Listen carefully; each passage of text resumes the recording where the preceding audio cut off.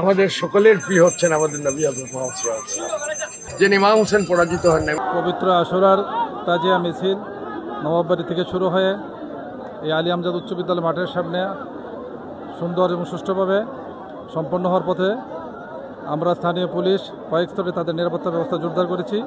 ইনশাআল্লাহ কোনো ধরনের অপ্রীতিকর ঘটনা ঘটে না, ইনশাআল্লাহ ঘটবেও না। আমরা সুন্দরভাবে অনুষ্ঠানটা সম্পন্ন করতে সক্ষম হয়েছি।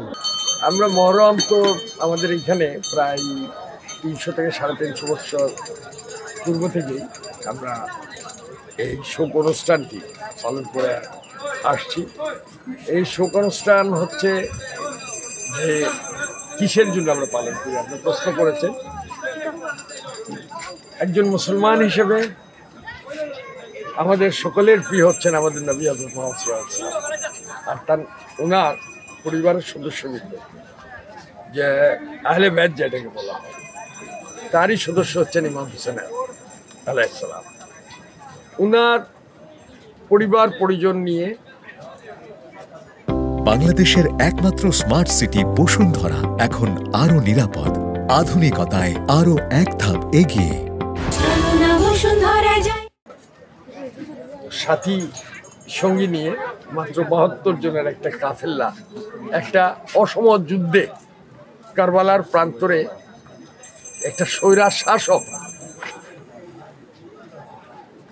ফ্যাসিস্ট এজিদের বিরুদ্ধে তিনি অসম একটা যুদ্ধে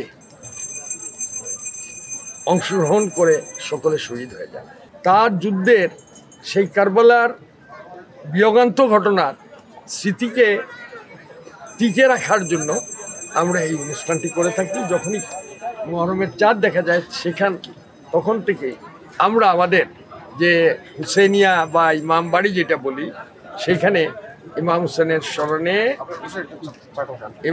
হোসেনের স্মরণে তার এই আত্মত্যাগের স্মরণে এবং যে কারবালার যে ঘটনাগুলো ঘটেছে তার স্মৃতিতে কিন্তু আমরা এই মহরম পালন করি। এবং মহরমের বিভিন্ন মার্সিয়া, নোহা, শোকগাথা, আলোচনা সভা, তারপরে মাথম মিছিল করে থাকি।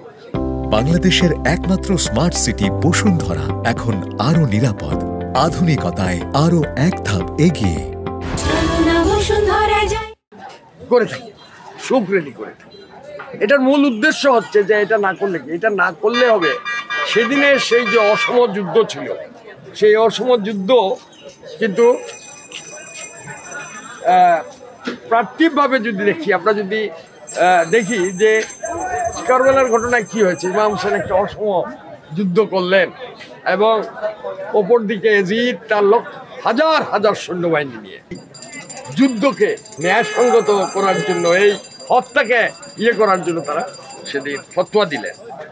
তো ইমাম হোসেন তো পৃথিবীর দৃষ্টিতে, ইতিহাসের দৃষ্টিতে সেদিন না পরাজিত হয়ে, কিন্তু পার্থিবভাবে কি বলে যে ইমাম হোসেন পরাজিত হন না। ইমাম হোসেন তার সেই আত্মত্যাগ, তার পরিবারের আত্মদান, তার সাথীদের আত্মদান 1400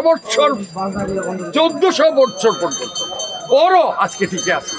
ইমাম হোসেন আজকে ইতিহাসের বীর পুরুষ।